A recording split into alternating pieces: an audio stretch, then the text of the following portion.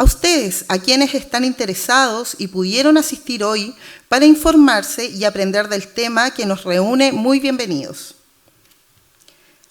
Para visibilizar la necesidad de contribuir y mejorar la calidad de vida de las personas con autismo, el 18 de diciembre del año 2017, la Asamblea General de las Naciones Unidas designó el día 2 de abril, fecha en que se celebra el Día Mundial de la Concienciación sobre el Autismo, día en que los establecimientos de la comuna realizan acciones para difundir el respeto hacia todos y todas los y las estudiantes que conforman sus planteles educativos, además de generar instancias de compañerismo y sana convivencia entre los alumnos y las alumnas.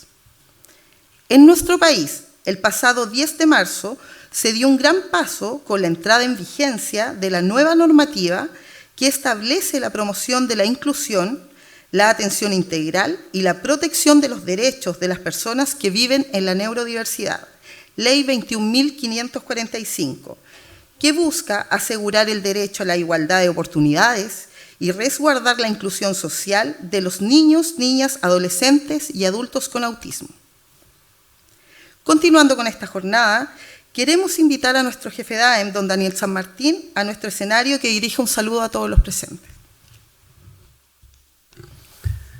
Muy buenos días, ¿cómo están? Bien, estamos a puerta de salir con un día de feriado. Yo creo que los ánimos deben estar un poquito mejor.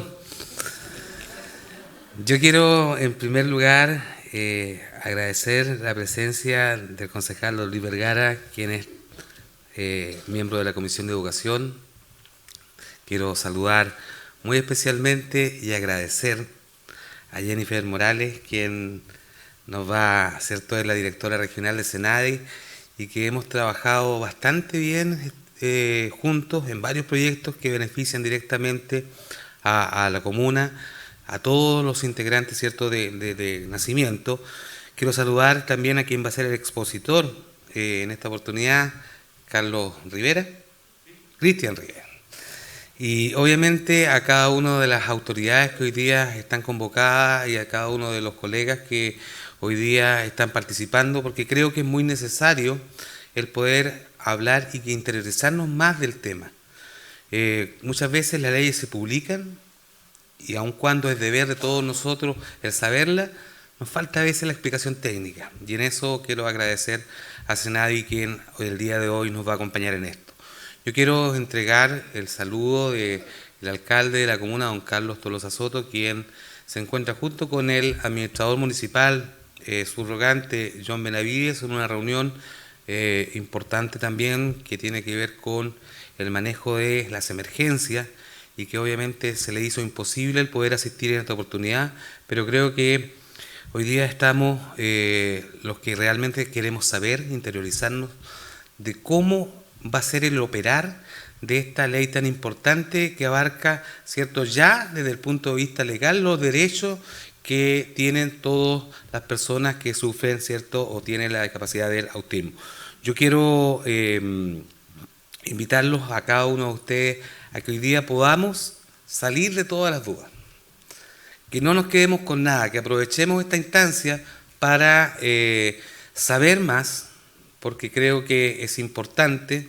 Yo siempre digo que hay una radio que dice que el hombre que no está informado no tiene derecho a opinión, y creo que en esta oportunidad es algo que tenemos que aprovechar.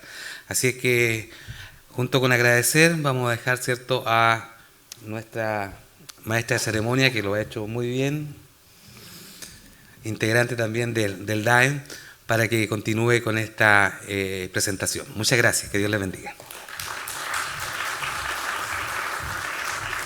Para exponer y explicar la Ley 21.545, hoy nos acompaña la directora regional de SENADI, señora Jennifer Morales Inostroza, y el abogado de la misma institución, el señor Cristian Rivera Zapata, a quienes recibimos con un fuerte aplauso.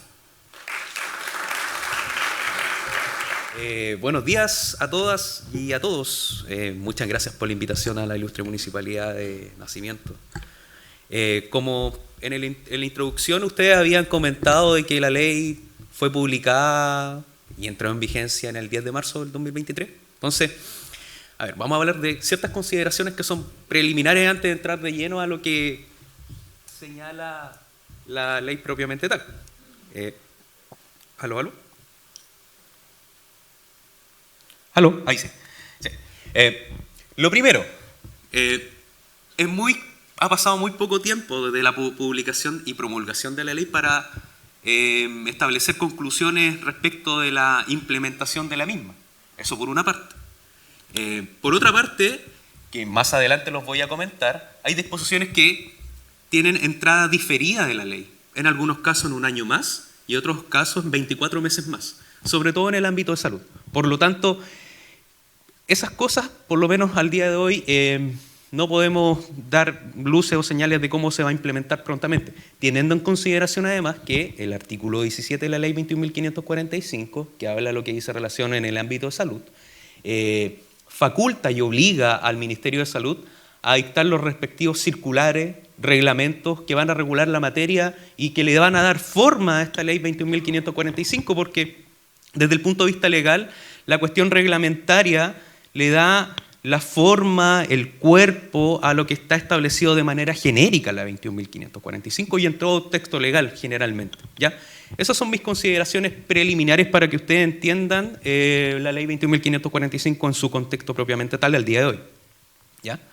Bueno, la ley 21.545 señala que establece la promoción de la inclusión, la atención integral y la protección de los derechos de las personas con trastorno del espectro autista en el ámbito social, de salud y educación. Como bien se señala el título, aquí la ley engloba dos situaciones que son elementales desde el punto de vista práctico. Primero, en el ámbito de salud y segundo, en el ámbito de la educación, ¿ya? Una primera parte de la ley también lo componen las disposiciones generales, que las vamos a desarrollar brevemente. La otra parte son los deberes del Estado, que también tiene entrada diferida, salvo un par de cosas. Lo otro es lo que dice relación con el ámbito de salud, lo otro que dice relación con el ámbito de educación y finalmente disposiciones finales, que establecen varias cosas que son bastante interesantes a mi juicio, que no estaba consagrado en ningún texto legal con anterioridad y que por lo menos nos da luces de ciertas cosas que es lo que dice relación con los principios de la ley, ¿ya? En cuanto al objetivo de la ley, tiene por objeto asegurar el derecho a la igualdad de oportunidades y resguardar la inclusión social de los niños, niñas, adolescentes y adultos con trastorno de espectro autista, eliminar cualquier forma de discriminación, promover un abordaje integral de dichas personas en el ámbito social, de la salud y de la educación y concientizar a la sociedad sobre esta temática, ¿ya? El objetivo de la ley es súper claro, o sea, abarca a toda persona desde cualquiera que sea su edad, sexo o condición. Eso está delimitado a través del objetivo y también en consonancia también con los tratados internacionales vigentes en la materia. Otra cuestión que es relevante, que esta norma es complementaria a lo que ya está establecido con anterioridad en nuestro ordenamiento jurídico. Desde ya informo y desde ya comento que la ley 21.545 no hace una modificación, por ejemplo, a los artículos pertinentes a la calificación y certificación de discapacidad establecida en la ley 20.422. No hay ninguna modificación, se mantienen las mismas discapacidades establecidas en la ley y en el reglamento respectivo, y tampoco, por ejemplo, hace una diferenciación o agregaciones en materia educacional, porque obviamente la ley en materia educacional ya tenía una vigencia desde el año 2010-2012 aproximadamente, con los reglamentos y circulares respectivos, ¿ya? Eso por una parte. En cuanto al artículo segundo, que son las disposiciones generales, el artículo 2 establece el contenido de la misma. En primer lugar, como todo texto legal, como por ejemplo la ley 20.422 define lo que se entiende persona con discapacidad, la ley en el artículo 2 también define lo que se entiende persona con trastorno del espectro autista. Básicamente lo que está ahí, y lo voy a leer para que ustedes lo entiendan de mejor manera. Se entenderá persona con trastorno de espectro autista a aquellas que presentan una diferencia o diversidad en el neurodesarrollo típico que se manifiesta en dificultades significativas en la iniciación, reciprocidad y mantención de la interacción y comunicación social al interactuar con los diferentes entornos, así como también en conductas o intereses restrictivos o repetitivos. El espectro de dificultad significativa en estas áreas es amplio y varía en cada persona, ¿ya? Esa es la definición legal. Por ejemplo, cuando nosotros queremos ir a un juicio y representamos a una persona con TEA, para resumir, eventualmente yo ocupo esta definición legal. ¿Ya? Eso a mí me permite también ponderar y que se entiende una persona con TEA desde el punto de vista legal. Otro punto que es relevante y que lo establece el inciso segundo de la ley es la obligatoriedad de contar con un diagnóstico. La ley ya en ese sentido establece como una cortapisa o una obligatoriedad de que cada persona que tiene el diagnóstico, valga la redundancia, debe contar con un diagnóstico. Más adelante vamos a desarrollar cómo vamos a obtener este diagnóstico porque va de la mano con el tema de la salud, ¿ya? Y en la forma en que vamos a diagnosticar. Pero a mí me ha pasado que cuando hacemos terrenos vienen personas porque pueden que tengan el diagnóstico y nos dicen, ¿sabes qué? Yo tengo algunas características del TEA propiamente tal. Entonces, a esas personas, a sus representantes legales, los van a obligar, o está obligatoriedad, hay una obligatoriedad en el sentido de contar con un diagnóstico médico que certifique su diagnóstico propiamente tal. ¿Ya? Eso es súper importante. Y lo otro importante, que es súper relevante para efectos de entender la ley 21.545, es que la ley contempla de que no toda persona con TEA tiene discapacidad, ¿ya? No necesariamente. Y en el inciso tercero establece parámetros más o menos técnico-legales para entender cuándo una persona tiene TEA y además este TEA es considerado una discapacidad. Lo voy a leer textualmente para que ustedes también lo puedan comprender de mejor manera. Constituye una discapacidad cuando es una condición del neurodesarrollo que puede generar discapacidad, y esto ocurre cuando se produzca un impacto funcional significativo en la persona a nivel familiar, social, educativo, ocupacional o de otras áreas, y que al interactuar con diversas barreras presentes en el entorno impida o restrinja su participación plena y efectiva en la sociedad en igualdad de condiciones con los demás. ¿Ya? En esas circunstancias, según la ley, entendemos cuando la persona tiene TEA y además es una persona considerada con discapacidad. Pero también la ley obliga a la persona, cumpliendo esos parámetros legales, pasar por el proceso de calificación y certificación de discapacidad. ¿Ya? De tal manera de que, pasando por el proceso de calificación y certificación de discapacidad, es sujeto de derecho además de la ley 20.422. ¿Ya? No obstante aquello, una persona que no pasa por el proceso de calificación y certificación de discapacidad o no cumple los parámetros que yo señalé anteriormente, también obviamente va a ser sujeto de derecho de la ley 21.545, no hay exclusión alguna, y de todas las herramientas jurídicas establecidas en los diversos textos legales que están vigentes en la materia. ¿Ya? Eso no hay ninguna diferenciación. Otra cuestión que es relevante y que a mi juicio también es una cuestión bastante interesante que no había sido abordado en ningún texto legal a la fecha, es la inclusión de lo que se entiende por definición de persona cuidadora de una persona con TEA. ¿Ya? La ley hace referencia al artículo 5.4 ter, es un poco enredado, pero sí, de la ley 20.584. En resumen, la ley 20.584 regula lo que dice relación con los derechos y deberes que tienen las personas en relación con acciones vinculadas a su atención de salud. Y ese artículo 5.4 define lo que es persona cuidadora y que se aplica también para la ley 21.545, que es toda persona que de manera gratuita remunerada proporciona asistencia o cuidado de manera temporal o permanente para la realización de actividades de la vida diaria a personas con discapacidad o dependencia, estén o no unidas por vínculo o no familiar. ¿Ya? Eso es lo que se entiende desde el punto de vista legal de una persona cuidadora y que lo hacemos extensivo a la ley 21.545. ¿Ya? Eso es súper importante también establecerlo porque revisando toda la normativa ni en la ley 20.422 establece una definición como tal de cuidadores y lo encontramos en un texto que dice relación con otra cosa, pero el legislador en este caso hizo el link para efectos de entender lo que se entiende en la actualidad de persona cuidadora de una persona con diagnóstico de trastorno de espectro autista. ¿Ya? Eso por una parte. Esas son las disposiciones generales de materia de definición. Ya establecemos la ley, ahí se encarga de establecer el marco normativo de quiénes van a ser los sujetos de derechos de la ley. Con o sin discapacidad, obviamente, y diagnóstico propiamente tal. ¿Ya? En cuanto a los principios, bueno, estos están establecidos en el artículo número 3. No voy a entrar a desarrollar cada uno de ellos, pero para que lo tengan en claro. Por ejemplo, la autonomía progresiva, esto estaba consagrado en las leyes de infancia que ya están vigentes a la fecha. La perspectiva de género en el mismo sentido. Por ejemplo, la participación y diálogo social y la intersectorialidad se encuentran actualmente consagrados en los principios establecidos en la ley 20.422. ¿Ya? Y lo que dice relación para la persona con diagnóstico TEA, los principios que son propiamente de la ley, hablamos de trato digno, seguimiento continuo, detección temprana y neurodiversidad.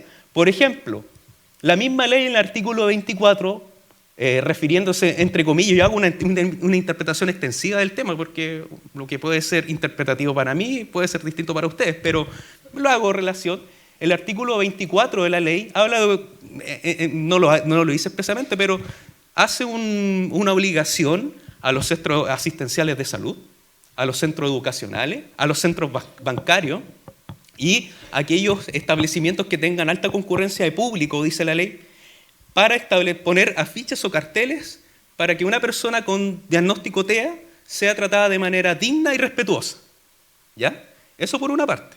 Y eso tiene vigencia inmediata. Desde el día 10 de marzo está la obligación para todos los establecimientos que yo señalé para poner esos carteles o esos afiches o esas comunicaciones. Y la otra obligatoriedad es que a la persona con diagnóstico de espectro autista se le hable en claro y de manera sencilla, que es la pega que nosotros estamos haciendo acá. Porque si yo les digo el artículo 4 de letras quinquies, sexto y no sé qué, ustedes no van a entender. Lo ideal es que ustedes puedan entender, o la pega de nosotros es interpretar y explicar en sencillo. ¿Ya? Y la misma pega o el mismo trabajo tienen los establecimientos que yo señalé anteriormente. Y esa obligatoriedad también está dada al Poder Judicial, que en el artículo 23 también señala una obligatoriedad que a la persona con diagnóstico TEA se le debe tratar de manera respetuosa y digna, que es parte de los elementos principales de la ley, y también lenguaje claro y sencillo, que es una cuestión que desde el punto de vista práctico resulta, desde el punto de vista teórico resulta más fácil decirlo que aplicarlo desde el punto de vista práctico. Entiendo yo que hay una obligatoriedad y hay harta capacitación, hay harta forma de abordar ese tipo de situaciones que a nosotros nos interesan y que esté claro al momento de este tipo de principios. En cuanto a lo otro, dice relación, seguimiento continuo, detección temprana y neurodiversidad, esto va relacionado con el ámbito de la salud. ¿Ya? Eso es súper importante. Como les decía anteriormente, si bien es cierto, toda persona que cuente con un diagnóstico y que diga que tiene TEA, es sujeto de derecho de la ley 21.545 y demás textos legales. Pero además, si cuenta con credencial de discapacidad, también va a ser sujeto de derecho de la ley 20.422, en relación a lo que decía que no toda persona con TEA va a tener discapacidad, obviamente cumpliendo con los parámetros legales, y ni tampoco aquí a las personas de la salud se le puede negar a una persona pasar por el proceso de calificación y certificación. El proceso de calificación y certificación, si bien es un acto meramente voluntario, pero hay que pasar por la evaluación y la misma evaluación dirá si cumple o no con los parámetros establecidos en la ley. ¿Ya? Poner una barrera ya de entrada de porque o no, sabes que tú no calificas, eso es algo que en la actualidad, y esto no propiamente tal de la ley, sino que viene desde hace bastante tiempo, ya genera eventualmente procedería a una ilegalidad. ¿Ya? Eso por una parte. Entonces, como les señalaba anteriormente, si la persona cuenta con su calificación y certificación, va a ser sujeto de derecho a la ley 20.422 y eventualmente, si hay alguna infracción en cuanto a un acto arbitrario o ilegal o una omisión arbitraria o ilegal, puede ejercer la acción legal establecida en el artículo 57 de la ley, que es básicamente un procedimiento que se ve en juzgado de policía local, en donde la persona puede reclamar por incumplimiento de la normativa 20.422. ¿Ya? Eso, por ejemplo, no lo voy a centrar acá. En la municipalidad X no cuenta con accesibilidad en la oficina de cultura, por ejemplo, o accesibilidad física, por ejemplo. Entonces, eventualmente la persona con discapacidad física puede, de manera personal, a través de su representante, ejercer una acción legal contra la municipalidad porque no cumple con la normativa de ordenanza de urbanismo y construcción, no cumple con la normativa. Entonces, eventualmente, así para graficarlo de mejor manera. ¿Ya? Y también la persona con diagnóstico TEA, eventualmente también es sujeto de derecho para ejercer las acciones legales contempladas en la ley 20.609, que es lo que comúnmente o como popularmente se llama ley Zamudio, o como técnicamente se llama, ley antidiscriminación, que es un procedimiento especial en donde la persona que ha sido discriminada y a través de un acto u omisión ilegal puede ejercer acciones legales contra un particular, contra una persona jurídica, y en caso de constatarse efectivamente bajo tribunales que efectivamente hubo un acto u omisión ilegal, el juez determinará el cese del acto o la realización del hecho en caso de una omisión y eventualmente otras medidas atendiendo al caso concreto, además de una multa a beneficio fiscal. ¿Ya? Ese procedimiento está desde el año 2012, pero también incluyó como sujeto de derecho a la persona con diagnóstico TEA. Las personas con discapacidad ya estaban como sujeto de derecho en el origen de la ley. En cuanto a la obligatoriedad del Estado, aquí tenemos que poner el foco o hacer el hincapié de que estas disposiciones o los deberes del Estado tienen vigencia diferida, en 12 meses más. Es decir, en el 2024, el 10 de marzo del 2024. ¿Ya? Lo único que está vigente al día de hoy son medidas de concientización, que es lo que estamos haciendo en estos momentos. Es concientizar al público en general, a las funcionarios y funcionarias públicas, bajar la información desde el punto de vista técnico a explicarlo de manera lo más simple posible, que esas son medidas de concientización. Entonces, por ejemplo, los deberes del Estado dicen acciones específicas para que se debe desarrollar en diversos ámbitos de la vida, entre otras, por ejemplo, destacan impulsar investigación científica sobre el TEA, campañas de concientización, que es lo que tiene vigencia inmediata, fomentar la detección temprana, velar por la provisión de servicios de apoyo que puedan ser requeridos por las personas con TEA, incorporar el trastorno del espectro autista en encuestas y estudios de poblaciones pertinentes, impulsar medidas orientadas por el principio de accesibilidad universal, promover el ejercicio de derechos sexuales y reproductivos, fomentar la capacitación y perfeccionamiento y desarrollo de los protocolos de actuación para funcionarios y funcionarias públicas, y velar porque los cuidados otorgados a personas con TEA que lo requieran respeten su desarrollo personal y resguarden su autonomía y el derecho a vivir de una vida independiente. Con excepción de la concientización, todas esas medidas que obligatoriamente el Estado se compromete a realizar tienen vigencia o van a entrar en vigencia en 12 meses más. ¿Ya? Pero hay hartas cosas que hacer. Por ejemplo, protocolos de elaboración y capacitación a los funcionarios públicos, que entiendo yo que cada una de las municipalidades, de acuerdo a su estructura orgánica, debería o está obligada a realizar. En todos los servicios públicos, en todos los órganos de la administración del Estado, hay una obligatoriedad. Eso está más que claro. Eso más o menos es lo que dice relación con los deberes del Estado, básicamente como la piedra angular. Ahora lo que dice en materia de salud, si bien es cierto, hay varias disposiciones que las tengo anotadas acá que tienen entrada en vigencia diferida, y las voy a leer para que ustedes lo puedan comprender con mayor detención. Por ejemplo, el artículo 9 de la ley, el artículo 13 y el artículo 14, tienen entrada diferida en algunos casos 12 meses y en otros casos 24 meses más. ¿Ya? Y aquí está, creo yo, la columna vertebral de la ley, que es lo que dice relación con detección del diagnóstico, seguimiento del diagnóstico, herramientas de capacitación a los funcionarios de la salud y obviamente hay una obligatoriedad para el Ministerio de Salud en este caso de implementar salas especializadas para atender a personas con TEA. ¿Ya? Hay dentro de los 24 meses de las disposiciones transitorias está contemplado esa situación y que me entiendo yo que entre el 2026 y 2027 ya deberíamos tener desde el ámbito de la salud unas conclusiones más o menos interesantes respecto de cómo se llevó a cabo esta situación. ¿Ya? Sin perjuicio de la anterior, hay cuestiones que entran en vigencia de manera inmediata, como por ejemplo, lo que dice relación en materia de salud está publicado en un título determinado, título tercero. Por ejemplo, la persona con TEA o sus representantes legales, en caso de incumplimiento de las prestaciones que establece la ley en materia de salud, puede ejercer acciones o iniciar acciones de carácter administrativo a la Superintendencia de Salud. De la misma manera que, por ejemplo, nosotros vamos a la urgencia del hospital o a un hospital determinado y este no cumple, por ejemplo, con los derechos y deberes del paciente. Yo también como ciudadano puedo ejercer esta acción administrativa. Algunos tendrán éxito, otros no, dependiendo del fundamento que uno lo utilice, pero está dentro también de las facultades en caso de incumplimiento en materia de salud, de realizar las acciones administrativas o hacer la denuncia administrativa a la Superintendencia de Salud. También, lo que está también en vigencia, una atención pertinente a necesidades con enfoque de derecho humano, que es una cuestión que va relacionada con los textos vigentes que ya están sobre la materia, Y lo que también, si bien es cierto, tiene vigencia inmediata, pero no hay una entrada diferida, es en los protocolos de derivación. Aquí hay una obligatoriedad tanto para el Ministerio de Salud, para el Mineduc, en los establecimientos educacionales, de que, por ejemplo, los funcionarios de la educación detectan un caso sospechoso de TEA, eventualmente hay una obligatoriedad de que el Ministerio de Salud debe elaborar un protocolo de derivación. Es decir, sabes que el alumno X eventualmente tiene ciertas características del TEA, por ejemplo, y lo derivamos al centro al CESFAM o al hospital que corresponda.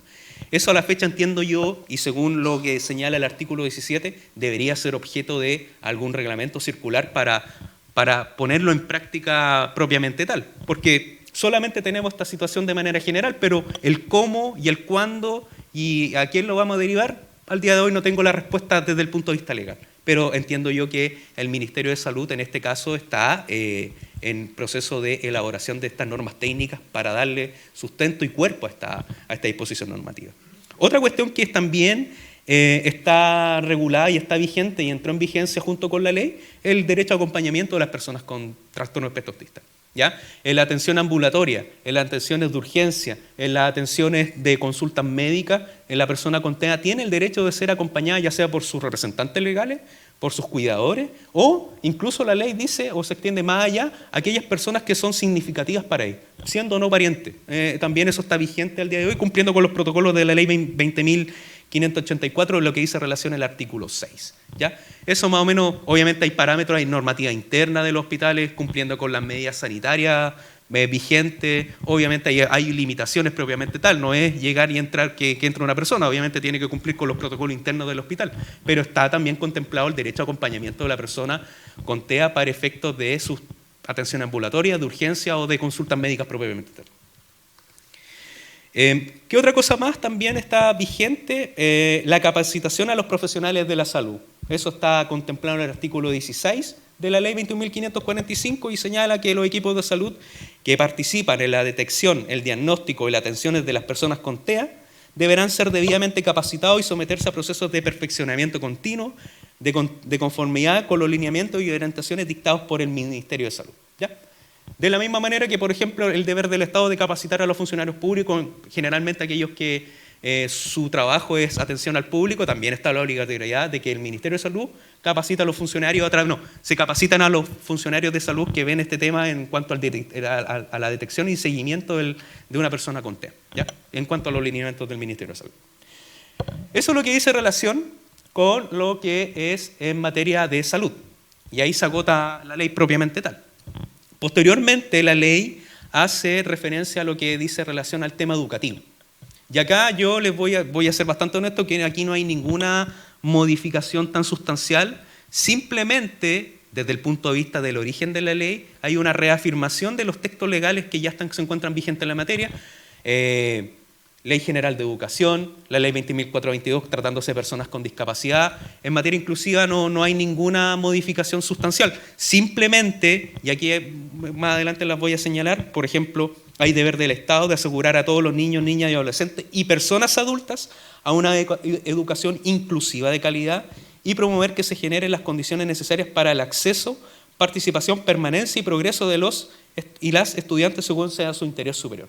Aquí la novedad que yo veo desde el punto de vista legal es que se incluye a las personas mayores de edad, para que entiendan. Entonces, si ustedes me preguntan a mí al día de hoy, y como debería haber sido siempre desde el momento en que se dictó la Ley General de Educación, ¿se puede excluir a una persona con diagnóstico TEA por el hecho de tener tal diagnóstico? La respuesta es no. En caso de negativa y justificada, eventualmente ese apoderado o apoderada puede ejercer acciones legales contra el centro educacional, o como por ejemplo denuncia a la Superintendencia de Educación. Eventualmente, si tiene discapacidad, ejercer la acción legal competente en el artículo 57 de la ley de la 20.422. También puede ejercer la acción legal de ley Zamudio o ley antidiscriminación, y eventualmente, si la situación lo amerita así también, un recurso de protección. Y créanme que los recursos de protección son la herramienta más eficaz y más breve para solucionar estas situaciones particulares en caso de discriminación u omisión arbitraria. Para que, ojo, es arbitraria o ilegal. Si una discriminación propiamente tal, claro, desde el punto de vista del tenor literal hay que analizar caso a caso. Todos casos son distintos, pero las herramientas están. Entonces, eso reafirma lo que ya está establecido con anterioridad. Eso por una parte. También hace relación y también hace referencia a la ley 20.370, que hace referencia a lo que ya conversamos con anterioridad en cuanto a la vigencia de la misma y sin modificación alguna, de manera que no hay cuestiones sustanciales que mencionar acá. También hay obligatoriedad por parte del Mineduc de formación y acompañamiento, porque no solamente la ley contempla el ingreso del alumno al colegio o al establecimiento de educación superior, sino que es toda la etapa formativa, hasta el egreso, incluso la educación superior. Eso es una novedad bastante interesante que está contemplado en la ley. Entonces, también hay obligatoriedad en cuanto a perfeccionamiento a los profesores y asistentes de la educación que ven este tema propiamente tal, a los grupos PI, entiendo yo, que también están insertos en el tema propiamente tal, para efectos de lograr una mejor concientización y formación de ese alumno o alumna. ¿Ya? También hay deberes desde el punto de vista de los establecimientos educacionales. Aquí no hace una delimitación entre establecimientos educacionales públicos o privados. Habla de estos establecimientos educacionales desde el punto de vista genérico. Yo entiendo que estamos hablando desde el punto de vista de la educación pública y la educación privada. Entonces, aquí hay una obligatoriedad que básicamente ya estaba consagrada con anterioridad, de que los establecimientos tienen el deber de proveer espacios educativos inclusivos, sin violencia, sin discriminación para las personas con TEA, y garantizarán la ejecución de las medidas para la adecuada formación de sus funcionarios profesionales, técnicos y auxiliares, para la debida protección de la integridad física y psíquica de aquellas personas. O sea, también habría obligaciones por parte de los establecimientos educacionales de velar por un ambiente sin discriminación, sin violencia, y capacitando a todos sus funcionarios, como lo señalé anteriormente. Y la novedad que estaba contemplada anteriormente, en lo que está consagrado en el artículo 21 de la ley, dice relación con la educación superior. Que ahí el artículo 21 señala básicamente de que al alumno o alumna, en caso que cuente con el diagnóstico TEA, con o sin credencial de discapacidad, deben las universidades o los establecimientos de educación superior realizar los ajustes necesarios para que las personas con TEA cuenten con mecanismos que faciliten el desarrollo de todo proceso formativo. Es decir, aquí es súper textual, es súper expreso, no admite ninguna interpretación alguna. Desde el ingreso, formación, participación, permanencia y egreso. Eso no estaba contemplado en ninguna normativa en cuanto a educación superior, porque hacer la diferencia siempre entre la educación parvularia básica media y la educación superior, que son dos textos legales distintos. Pero esto no estaba consagrado en materia de educación superior. Es súper importante también para los establecimientos de educación superior cumplir con esta normativa y eventualmente también ejercer las acciones cuando el alumno se vea vulnerado en aquellos derechos, ejercer las acciones legales que correspondan. O sea, lo que cambia es la Superintendencia de Educación, porque obviamente ese no es el ente propiamente tal que va a fiscalizar a la universidad o instituto profesional. ¿Ya? Eso es lo que dice relación en lo que dice en materia educacional. Como ustedes ya bien saben, cuestiones más sustanciales no hay. Entiendo yo que, bueno, como la ley es reciente, la aplicación práctica de este tema va a ser de un análisis en un año más, entiendo yo, un par de meses más, porque ahora estamos recién en etapa de difusión y de concientización, sin perjuicio de que ya el texto es vigente y aplicable para todos nosotros. ¿Ya? Y finalmente, el artículo 25 de la ley señala un permiso especial para padres, madres, apoderados, representantes legales de una persona con TEA. Y esto se extiende a trabajadores regidos por el Código del Trabajo y trabajadores regidos por el Estatuto Administrativo y funcionarios municipales, en aquellos casos que exista una emergencia respecto a la integridad en los establecimientos educacionales en los cuales cursen su enseñanza básica, parvularia o media. Es decir, el fundamento legal es cuando existe una emergencia respecto a la integridad de los establecimientos educacionales del alumno o alumna. Y esto solamente está circunscrito en educación parvularia, básica y media. Dejemos de lado la superior, ¿ya? Está súper delimitado. ¿Cómo se hace efectivo este permiso? Bueno, la obligación que tiene el trabajador o trabajadora es informar a la inspección del trabajo comunal o regional respectiva del hecho de que tiene padre o madre cuidador de una persona con TEA y dejar constancia de aquello en la dirección del trabajo. Con eso se agota al día de hoy la obligatoriedad del trabajador para cumplir y hacer efectivo este permiso. ¿Cuál es la particularidad que tiene este permiso en relación, por ejemplo, a lo que está contemplado en el artículo 199 y 199 bis del Código del Trabajo? Que técnicamente, si bien es cierto, dice permiso, pero en realidad es una compensación de horas. Para efectos de aplicar este permiso, el empleador no puede, en caso alguno, calificar esta salida como intempestiva e injustificada para configurar la causal de abandono del trabajo establecida en la letra A del número 4 del artículo 160 del Código de Trabajo. Es decir, incumplimiento grave de las obligaciones contenidas en el mismo, ¿ya? Y respecto a los funcionarios públicos, no puede, el funcionario no puede ser objeto de investigaciones o sumario administrativo, ¿ya? Pero la diferencia en relación al otro permiso es que este es súper acotado. Emergencia en el contexto educacional y eso. Ahora, es una cuestión bastante amplia, que al día de hoy, y entiendo yo, que va a ser trabajo de la dirección del trabajo fijar el sentido y alcance de qué se entiende por lo que señalé anteriormente y también de la Contraloría para ver cómo vamos a hacer efectivo este permiso en el funcionario del sector público y también en qué contexto lo vamos a hacer. Al día de hoy, como lo vuelvo a reiterar, no hay dictámenes o en ese sentido, por lo tanto solamente tenemos que aplicar el tenor literal. Si ustedes me preguntan, mi hijo tuvo una situación de salud y está hospitalizado, con el tenor literal yo no lo puedo hacer efectivo el artículo 66 quinques, porque solamente habla de contexto educacional, pero por ejemplo si estaba en la casa y no sé, tuvo un accidente, no lo contempla. Entonces, todas esas cosas que por lo menos quedan espacio a la duda para aplicar este permiso, al día de hoy no tengo una respuesta clara porque no están los lineamientos técnicos para efectos de decir, ¿sabes qué? Esta norma la interpretamos en ese sentido y contempla 1, 2, 3, 4, 5 casos. Y para finalizar, vamos a mostrar el permiso actual, porque obviamente hay que llenar un formulario que ahí el encargado hoy del computador nos va a señalar. Ese es el formulario que actualmente contempla la Dirección del Trabajo para efectos de hacer efectivo el permiso y cumplir con la obligación que tiene el trabajador. Los datos dicen relación con los datos del empleador, los datos del trabajador y al medio dice, no se nota acá, pero al medio están los datos del alumno o alumna, el RUT y el establecimiento educacional y la comuna respectiva, ¿ya? Eso se adjunta necesariamente, se llena ese formulario, el trabajador lo tiene que llenar y se debe acompañar adicionalmente una copia del diagnóstico, no el original, pero una fotocopia. Y ahí ya se entiende o cumplida la obligación por parte del trabajador en la Dirección del Trabajo.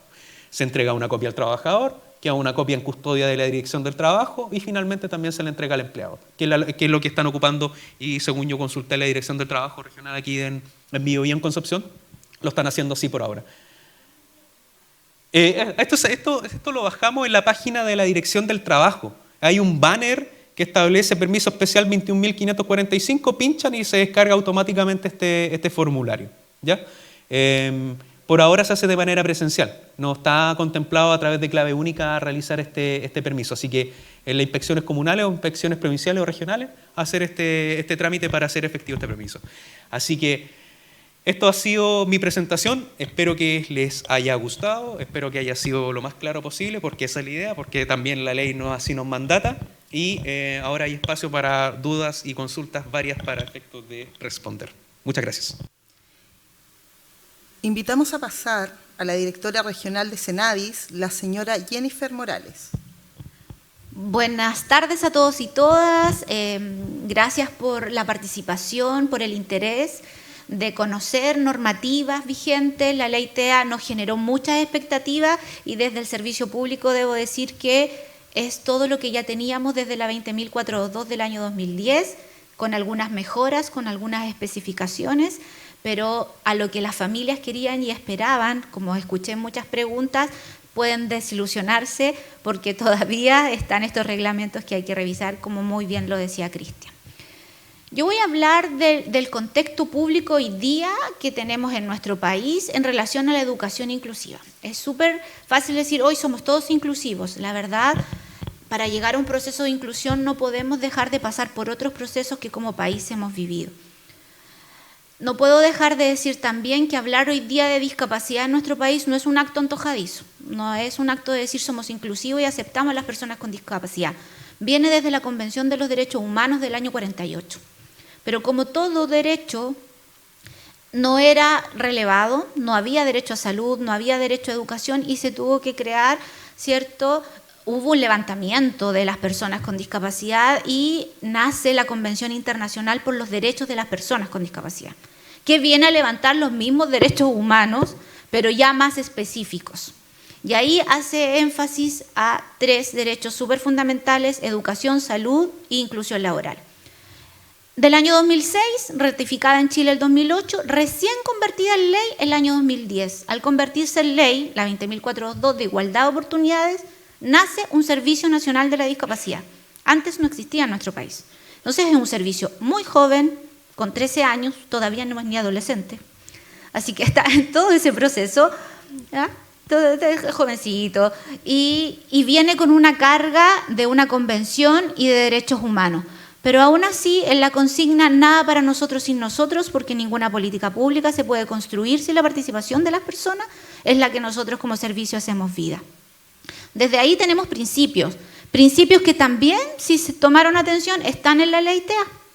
Principios de autonomía y vida independiente, principios de accesibilidad, no solamente en entornos físicos, sino que un diseño universal para todos y todas, donde hoy día la neurodiversidad pueda ser parte, donde hoy día las adaptaciones y la accesibilidad cognitiva sea también parte de un ajuste razonable para nuestros estudiantes, donde el trabajo intersectorial, público y privado, esté de la mano para dar respuesta y donde la participación y diálogo social de las familias, de niños, niñas con discapacidad, que voy a hacer ese referente porque ese es el público objetivo que tenemos hoy día en ámbito de educación, sean partícipes de todo diálogo y hagamos la consigna de nada para nosotros sin nosotros. Cuando yo hablo de procesos de inclusión y hablamos que somos todos inclusivos, siento que hemos tenido que pasar por todos estos pasos de la exclusión, de tener, ¿cierto?, a nuestros niños y niñas quizás sin escolaridad, separados de aula o definitivamente en escuela especial. Pero no olvidemos que en Chile la educación especial tiene estas 3 modalidades: educación especial, programas de integración en establecimientos regulares y aulas hospitalarias, y no hay más. Entonces, el proceso exclusivo de una escuela especial, si bien el término es excluirlo, si a alguno le da respuesta a sus necesidades, como dice la ley, en igualdad de oportunidades, bien. No es un acto discriminatorio que esté en una escuela especial, porque la legislación chilena así lo reconoce: 3 modalidades de educación especial. Vivir un proceso de integración hoy día en Chile todavía lo vivimos. No estamos en inclusión. Y aquí que todos los docentes me digan lo mismo: el proceso de integración es todavía adaptarnos y adaptarnos en cómo viene y cómo atendemos a nuestros estudiantes que presenten algún diagnóstico o asociado a discapacidad.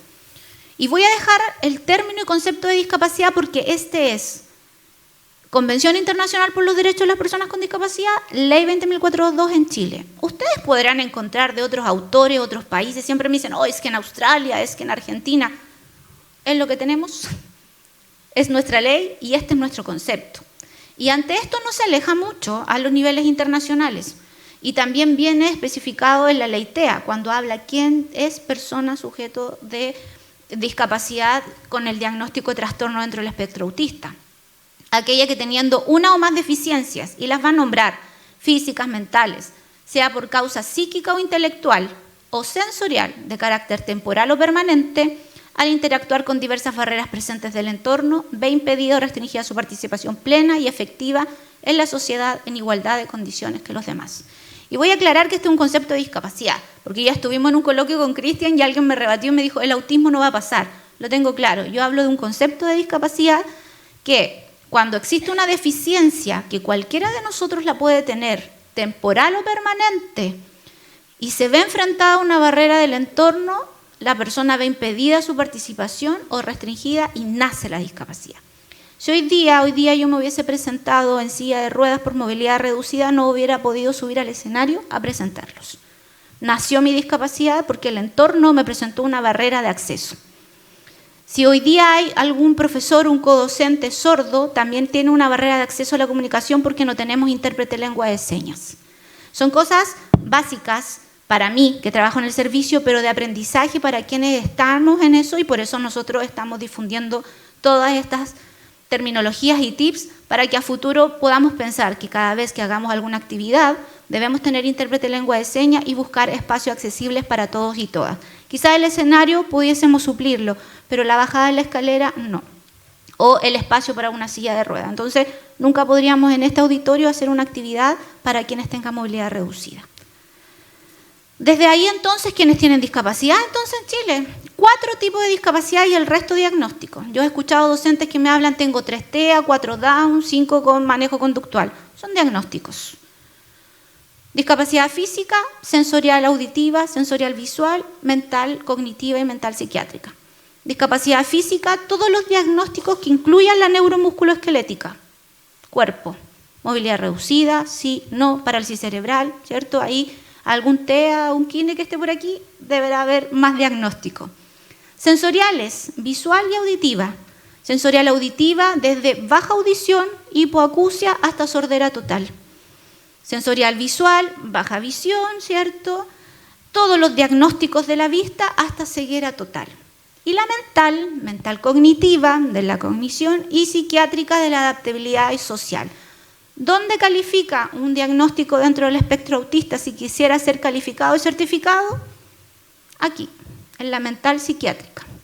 Diagnóstico que no nos gusta a los padres porque sentimos que es un poco segregador. Y desde ahí la ley TEA, que viene a reconocer el diagnóstico, no necesariamente si tiene credencial de discapacidad. Pero nos cruzamos, pues.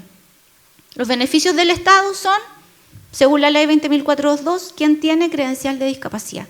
O sea, tiene que estar evaluado, calificado y certificado por CONPIM.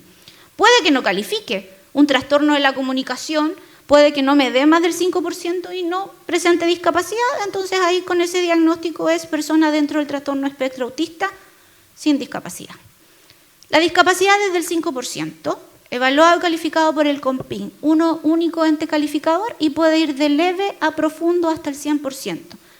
Algunas personas me dicen, oiga, yo antes de en la antigua credencial yo tenía 100% y ahora tengo 70%.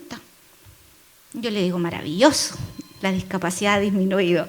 No, usted funcionalmente ya no tiene 100%, usted funcionalmente puede tener 50% de discapacidad física, pero cognitivamente, auditivamente y visualmente está súper bien. Vamos por la funcionalidad. No, pero es que los beneficios del Estado, ¿qué dice la ley? Beneficio para quien tiene credencial. Solo habla de puntaje para el subsidio de discapacidad mental menor de 18 años que pide sobre el 50%. Porque se entiende, y asociado a la otra ley, Cristian, acuérdame, la otra ley, la de invalidez, no me acuerdo el número, la 18.600, que habla de invalidez, donde la persona es invalidante para generar un trabajo remunerado, el Estado subsidia.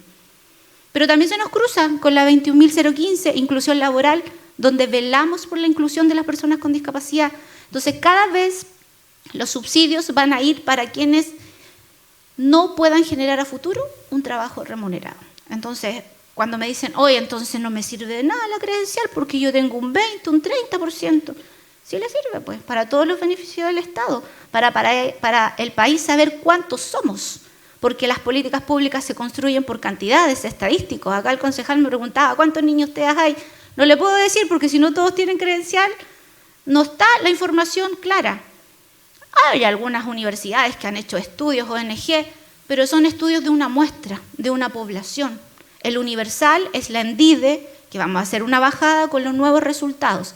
Hoy solamente tenemos los resultados de la ENDIX del 2015, que dicen que el 16,7% de la población en Chile presenta algún tipo de discapacidad y el 18,3% en nuestra región. Y que los índices más altos están sobre los 60 años, y se entiende porque todos vamos a futuro a adquirir algún tipo de discapacidad, ya sea visual, auditiva, ojalá no cognitiva, ¿cierto? Que no perdamos nuestra cognición, pero vamos todos para aquello. Y al llegar a eso también me dice que las mujeres tienen un desgaste mayor. Y hoy día lo puedo cruzar con la nueva ley de sistema de cuidadores. ¿Quiénes son cuidadoras hoy día? las mujeres. Y va incrementando esto. La ENDIX 2015 me habla también de quintiles. Hoy día ya no se trabaja con los quintiles, pero este dato sigue y habla de que en los quintiles más bajos obviamente existe mayor porcentaje de personas con discapacidad. Quizás porque lo declaran, porque hoy día puedo entender y siempre que la discapacidad es transversal, no tiene sexo, no tiene origen, no tiene rangos etarios, ¿cierto? Pero quizás en la declaración pudiésemos tener este estadístico. A nivel de niños y niñas, ¿cierto? Se tomó un muestreo y se encontraron que 229.904 niños o niñas presentaban algún tipo de discapacidad inscrito, muy poquito. Yo creo que con el resultado del ENDI de hoy día van a ser más. ¿Y cuántos de ellos alcanzan niveles educativos? En un porcentaje, según la ENDIX 2015, y alcanzan escolaridad a nivel de educación parvularia. Y aquí un aplauso para los jardines infantiles porque solo el 0,5% habla de exclusión, o sea, todos llegan a un jardín infantil, con o sin discapacidad. Pero ¿cuánto baja esto en básica y cuánto se pierde en educación media? La deserción escolar de nuestros niños y niñas con discapacidad ha ido en aumento. Y si este porcentaje lo vemos en educación media, en educación superior mucho más. A pesar de que existen normativas y marcos legales que hoy día nos avalan y aseguran el ingreso a la educación superior, aún así es menor. Todas las normativas que acompañan la Ley 20.422, algunas antes, como la Ley General de Educación, que ya hablaba de inclusión y de incorporación de estudiantes con discapacidad o algún diagnóstico, Decreto 83/2015, que viene a regular la cantidad de profesionales, ¿cierto?, que van en apoyo, la cantidad de niños y niñas, los tipos de diagnóstico, que eso ustedes lo manejan muy bien. La ley Zamudio, que habla de discriminación arbitraria, como lo comentaba Cristian. 2016, del Decreto Supremo del MIMBU, que habla de accesibilidad y aquí con multa, por ejemplo, espacios físicos comunes como estos. Cuando hablamos de espacios públicos, no solo de espacios de servicios públicos, sino que de uso público. Supermercados, bancos, auditorios, aquí la CMPC tiene uno también, todos, incluyen todos. Decreto Supremo del MIMBU del 2016, ya con vigencia y multa, si alguien quisiera denunciarlo ahí. La de educación superior, que nombraba Cristian, la 21.091, que incluye los dos decretos del 20.422 y que hoy día incorpora la de la ley TEA.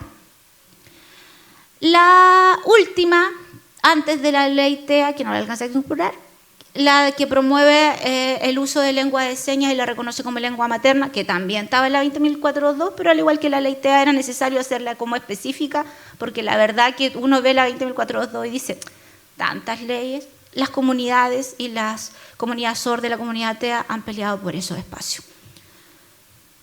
Todo esto nace del artículo 24 del derecho a la educación de la Convención de los Derechos por las Personas con Discapacidad, resumido en 2 artículos de la 20.422 que van a legislar todas las anteriores. Pero acá, si se dan cuenta, y Cristian también lo mencionaba, de la responsabilidad del establecimiento, del ingreso, mantención y egreso de este estudiante, de generar los ajustes razonables, de entregar, ¿cierto?, mientras están, todas las condiciones para que pueda, ¿cierto?, hacer partícipe y vida en igualdad de oportunidades. Y aquí van a nacer muchos más chicos. Tengo dote de personal, tengo presupuesto, tengo infraestructura. ¿Cómo lo hago? La ley es súper amplia en esos 2 artículos que aquí el director del DAEM se pueda tomar ahí y desde ahí desglosar cómo lo hacen. Porque históricamente hemos hablado de niños y niñas con necesidades educativas especiales, pero hoy día queremos hablar de las barreras que presenta el entorno, barreras de contexto, que van a convertirse en barreras educativas. Pero no solo centrarnos en ellas, sino que en las barreras del aprendizaje, cómo van a influir. Y ante eso, una de las barreras más importantes que sufren las madres, padres y familias y apoderados es el trato, el uso correcto del lenguaje. Hoy día ustedes como profesionales, como entes, ciertos modelos, deben generar un buen uso correcto del lenguaje y ya no podríamos hablar de lisiado minusválido, mongolito retardado o personas con capacidades especiales o capacidades diferentes porque somos todos especiales y somos todos diferentes. Es persona con discapacidad Hoy día a algunas les ha aparecido el concepto condición del espectro autista, como hemos tenido otros que no lo reconocen y tampoco les gusta ese concepto. Ante todo, mejor preguntar. Les dejamos con Cintia un folleto que es el uso correcto del lenguaje para que lo puedan compartir, tener, ¿cierto? Y hacer uso. De la accesibilidad, no puede existir accesibilidad sin 4 puntos claves. Yo puedo acceder a un lugar, puedo ingresar, debo circular y debo usar. En algunos lugares nos encontramos solo con el ingreso, pero nos topamos con puertas angostas donde no entra una silla de ruedas. Tampoco puedo circular porque el espacio es muy pequeño, no me da el diámetro de los 180 y a la vez tampoco puedo usar. Esto de que han modificado los baños para cumplir la norma, una persona en silla de ruedas no alcanza. O tenemos, nos pasó un chasco de la oficina, nos adecuamos todo un baño, pero dejaron la máquina de la toalla para secar en altura. Si yo estuviera en silla de ruedas, no me puedo secar las manos. Yo soy súper bajita, peleo siempre cada vez que voy al supermercado porque la maquinita está muy arriba. Y yo le digo a la niña, ¿la puedes bajar? Y de malas ganas, así como que, ahí está, ¿no ve? No veo, le digo yo. Me imagino una persona en silla de ruedas. Los supermercados después del estallido social pusieron barreras para que no se robaran los carros. Una persona en silla de ruedas no entra. Le estoy negando el derecho a que entre al supermercado, compre como cualquier cristiano, disfrute de ir al supermercado, comprar. No lo puede hacer porque tenemos estas barreras y no me sirve de nada que afuera haya un estacionamiento para personas con discapacidad. Si no tengo el ingreso, ni el acceso, ni puedo circular, ni puedo usar. El acceso a la comunicación también es un derecho y está contemplado en la ley. ¿Cómo yo le explico a una persona sorda sus derechos? Hoy día todos quieren aprender lengua de señas. Maravilloso, pero no es tan efectivo, porque si no lo practicamos, lo perdemos. Entonces, hoy día, para cumplir normativas de ley, hay otros dispositivos. Hay otros dispositivos que el IPS lo tiene, algún banco, el BCI creo que lo tiene. Nosotros lo tenemos en la oficina y Cristian hace la mayoría de sus entrevistas con los usuarios sordos, un visor, un intérprete en línea. Porque si bien en la oficina manejamos señas, y hoy día Cristian le dice una ley señas, ¿dónde lo encontramos? Nos podemos entender, pero cuando la persona sorda me quiere explicar algo más importante, me pierdo y no puedo. Le estoy negando el acceso a la información y a la comunicación. Nuestras folleterías, en la mayoría, velamos porque tengan un código de barra para las personas ciegas que puedan tener lectura. Y puse este ejemplo porque siempre si van a ver el intérprete está en un espacio chiquitito y si la persona con discapacidad auditiva también tiene visual, no vio nada de las señas. Hoy día, ¿cierto?, está como ley en Anatel tener los informativos con intérprete, pero los matinales, las novelas, ninguna, así que la persona sorda no puede seguir viendo televisión. Y si tuviera intérprete, no todos tienen porque se turnan. Un día lo tiene el Mega, un día lo tiene Chilevisión, un día lo tiene TVN. Entonces la persona sorda ve Chilevisión, violencia todo el día, Megavisión, pasean por todo el país, pero no tiene la opción de escoger qué noticiero puede ver y tiene que andar buscando el que tiene intérprete. Vacío de la ley también. Ante eso, el intérprete debería estar al lado de la persona, no en el cuadro chiquitito. ¿Han visto estos noticieros de Estados Unidos? Yo lo estuve viendo y me llama mucho la atención porque el intérprete está al lado. Hay casi el que le quita pantalla a quien está dando la información. Y así debería ser.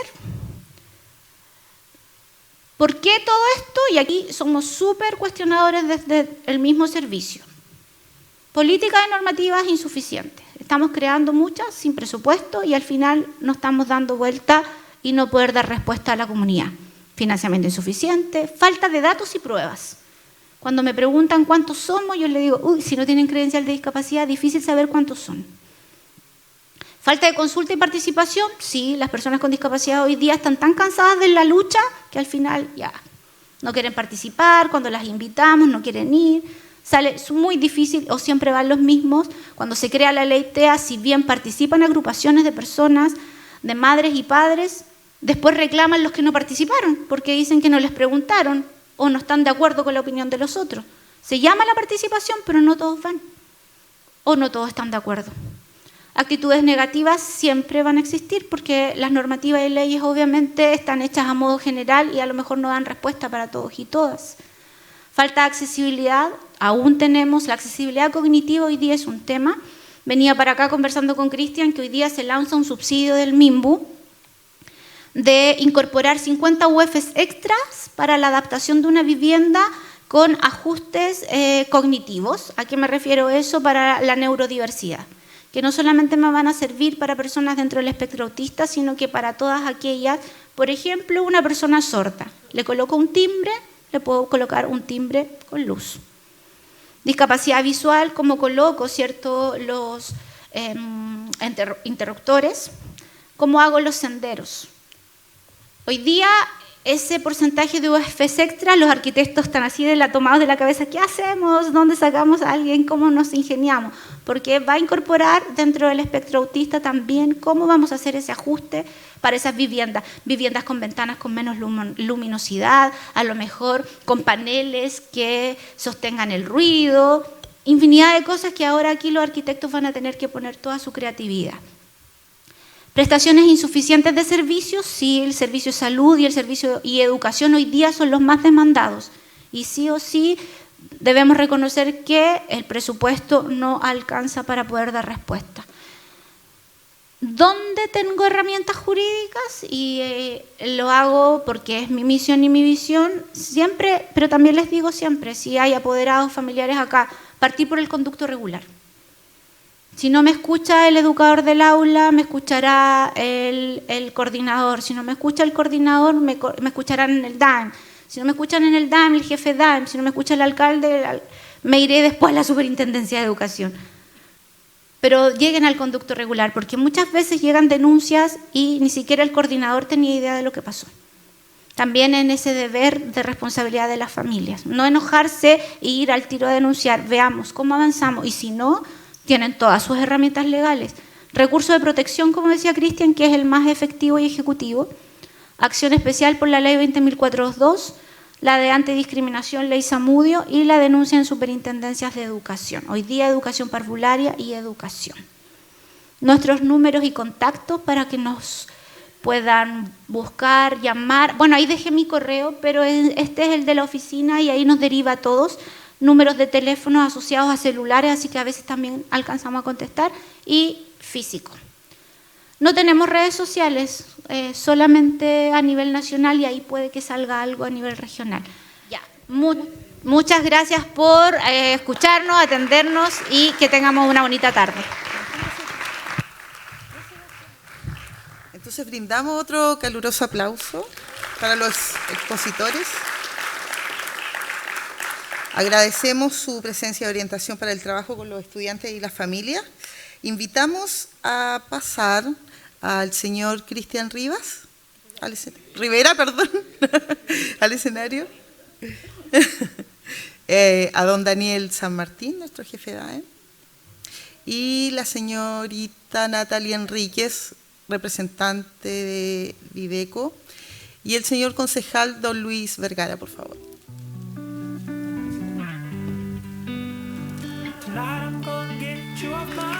Un aplauso, por favor.